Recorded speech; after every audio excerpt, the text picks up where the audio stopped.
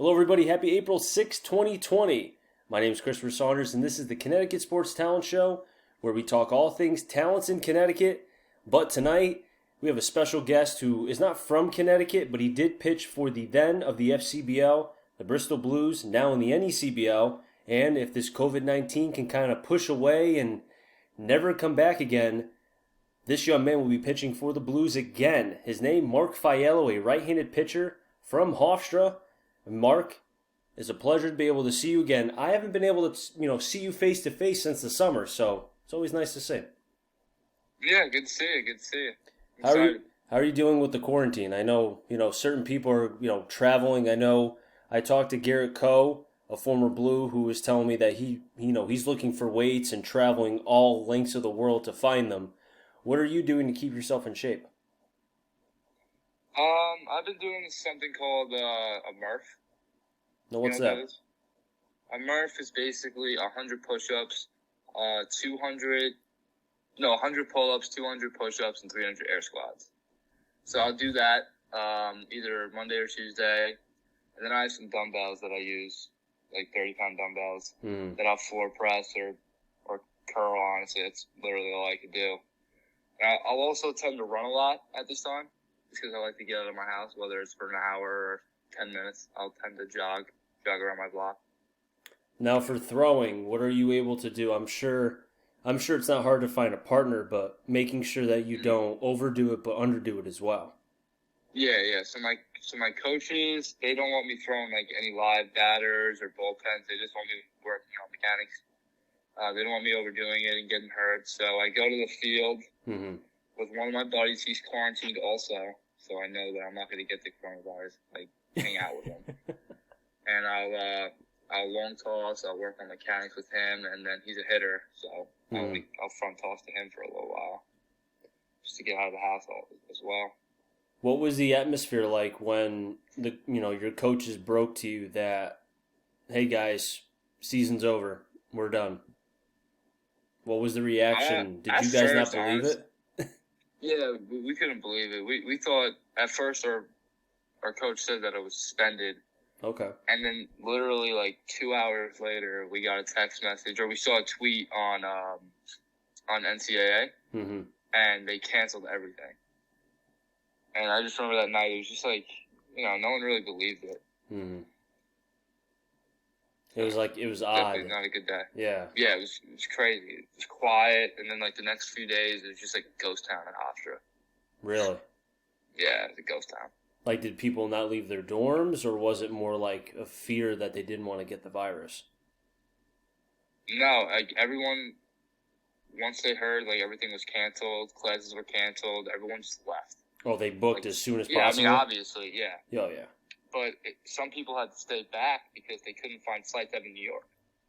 Oh, yeah, because Hofstra, you get people from all over the world. You just don't get people in New York. You get people from California, from name the state. Yeah, China, exactly. China. Jeez. So, yeah, it's crazy. Well, I know we're kind of going away from the virus now to a different subject. This one, even though it started out as a negative and, in a lot of ways tough, you were able to fight through it. You had Hodgkin's lymphoma, and I think a lot of people did not realize, and I didn't even know that what you were dealing with until I spoke with your father. And you pitched basically the entire season with it. And I think a lot of people, and I want to be able to share this with everyone who watches this on either YouTube, Twitter, Instagram, or any other social media outlet. Explain to the people who are watching this what you went through, because for people who may not know, and if you have a chance to, look up Mark Faello's stats. He went 6-0, take away the loss in playoffs against the North Shore Navigators, and then consider that he had a sub-2 ERA and did all of that basically while pitching with cancer.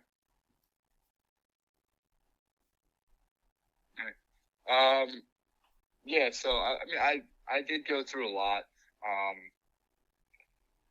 but my biggest thing is when I was on chemo, I just didn't want anybody thinking I was different. So I was kind of happy at the time that not many people noticed or, we're talking about it. But so as I told you, I believe the first couple of days after chemo was tough. I'd say like the first 4 or 5 days, and then once you flush everything out of your system, you go for treatments every 2 weeks. So after the first 5 days, the next week is usually a lot better. You know what I mean? You're less fatigued, less tired. You less feel bad. But I just caught a groove in the summer, and the reason why I did so well is because of my mentality. I just attacked people with the same stuff every week and just didn't care. You didn't care who they were, honestly. Was there certain parts, from each start, I know with pitchers, especially starting pitchers, each start, is different because you may not have your fastball one day, but then you may not have your changeup another day, and it kind of fluctuates from start to start. In terms of for what you dealt with, was it something where each start you just didn't know how your body was going to react to the chemo, or was it something where you knew each start, okay, I know my body has this much as far as pitches or strength, so I need to make sure I delegate that amongst the day? Right. So my first start after chemo was against, I believe it was Nashua. I think it was Nashua. And that was the hardest. I threw the hardest that game. I touched 93 or something, 5, 6 times. And after that game, my confidence level just spiked. And I was like, even though I'm on chemo, still nobody can touch me. So, I mean, people can talk. I mean, I've taken my beatings. Before. But, I had everything for a strike. I finally developed a changeup. Probably going to be my best pitch this summer, I think, especially the lefties. And, that third pitch, just being able to throw for a strike, having 3 pitches for strikes, just makes it so hard for the hitters to just sit on pitches. Nobody can really nobody sits on a changeup. No. That's what it's so big to have. As long as you don't hang it. No, if you hang it, it's... Yeah. Yep, see ya. You get a new ball. So that start in Nashua, I just want to go back to that real quick. So that start in Nashua, in some ways, kind of gave you the confidence that, I mean, knowing your mentality, just in knowing your family and then yourself, you could beat anything. You're a tough kid. Or a tough young man. You. But I appreciate it. I think, no problem. But it sounds like that start kind of gave you that extra, I'm really going to, I'm going to show that I can defeat this, but I can also keep my level play as high as I can. That's what it sounds like to me. Yes. And also, I was coming off my first 2 starts. I didn't let up any runs in both my first 2 starts. So when I threw 7 innings, I think it was 2 runs against Nashua against a good ball club. It was definitely relieving, and it was a confidence spike. Saying to myself that I just threw 3 games, 6+ innings each game, no runs in the first 2, and 2 runs the third one. And you made the All-Star team too. I know. Yes, that too. I know you and I discussed before coming on that you didn't throw as hard, although I thought you were throwing in the high 90s. But you... Yeah. So I felt like I was throwing 95, and then I think a Met scout I was like, not yo, but I said, hey sir, what were the velos? And he said your velo was 88. I was like, all right.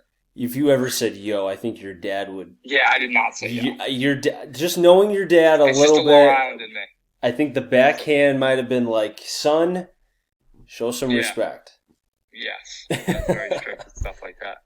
Sounds like to me that, the whole, what you dealt with, and just kind of, if for people who are maybe wondering, Mark was able to overcome, he beat cancer, and we hope that you can stay healthy for the remainder of your life. But it sounds like to me that if you can, in some ways, find a way and, just get drafted in any which way, get to the bigs, it, to me, sounds like a movie in some ways. A young man who beat cancer. Yeah. Seriously. Absolutely. Absolutely. And that's going to be my goal. I mean, that's every kid's goal. But, I'm just taking it one step at a time right now. I'm looking. I mean, even though our season got canceled this year, if we play summer ball, I'm looking to have a good summer. I'm looking to have a good next year, and then we can go from there. Just got to take it one step at a time. You can't rush it yet.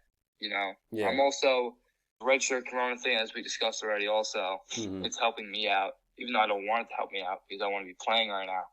It's helping me out, recover and get the rest that I need to fully get back to my 100% where I was this summer. Hopefully, even better than I was this summer. And, like you said, if there's a summer, you could use your changeup a lot more. Like you said, throw it to lefties, front door it, that's going back to be door my it. best pitch. Yeah. I really do.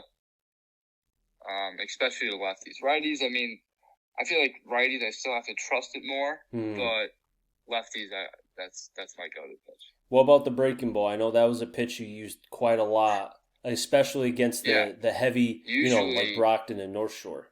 Yeah, usually I think most games, I think I threw my curveball more than my fastball, right? From what I can remember, saying breaking ball a lot at more. least some of the games. Yeah. And that's one thing that I had in the summer where I was able to throw for a strike in any count. Whether it was 1-0, 2-0, 3-0. Usually I wouldn't throw a 3-0, but like if it was 3-1, I threw a couple. I like just throwing just lobbing one over 2-0. Maybe sometimes if there's a good hitter up, I could hit a fastball. And also I think it's my strikeout pitch. No, it's a good pitch. Especially if you have the feel of it. Like you said, against the heavy duty lineups. As I said, Brockton, they I think were like 1 or 2 in home runs, or at least top 5. They definitely. It was the teams that had some real good lineups that I noticed some couple hitters were like, damn, they could hit. It was Brockton. North Shore. I only faced them once, North Shore, in the playoffs. I thought I was a little off that game. But you still held them pretty, as far as the runs though. You held them. I definitely did well, but they could hit. That team could hit, and I think Nashua could put the bat on the ball a little bit. Definitely. And which is surprising too. What, Nashua? Only because if you look at the record, but their pitching was not as strong, but their hitters, they had some guys who can hit. It's just that the pitching, you can't overcome that after a certain point. Right. Right. Am I missing anybody? Well, maybe. Oh, how about Worcester? Yeah. I always thought Worcester was scrappy. Yeah. Even though that's probably the team, I loved pitching against them for some reason.